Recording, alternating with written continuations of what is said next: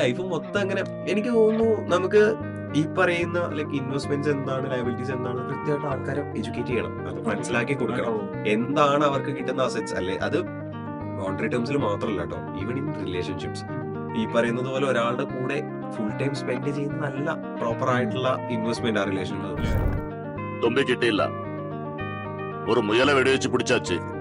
ഇത് റൊമാൻറ്റിക് തന്നെ. അയാൾക്ക് എന്താണോ വേണ്ട, പാർട്ട്ണർക്ക് എന്താണോ വേണ്ടതെന്ന് മനസ്സിലാക്കി അതിനനുസരിച്ച് മ്യൂച്വലി നേർച്ചർ ചെയ്യുന്നതാണ്. അപ്പം ഈ പറയുന്ന ഇൻവെസ്റ്റ്മെന്റ്സ് എന്ന് പറയുന്നത് എനി ഏരിയ ഇൻ ലൈഫ്, നമ്മുടെ ഇൻവെസ്റ്റ്മെന്റ്സിനെ കുറിച്ച് നമ്മൾ കൃത്യമായിട്ട് അറിയണം. നമ്മൾ റൈറ്റ് പോയിന്റിലാണ് ഇൻവെസ്റ്റ് ചെയ്യുന്നത്. Are we investing in an asset or an liability? ഇത് നമ്മൾ മനസ്സിലാക്കണം.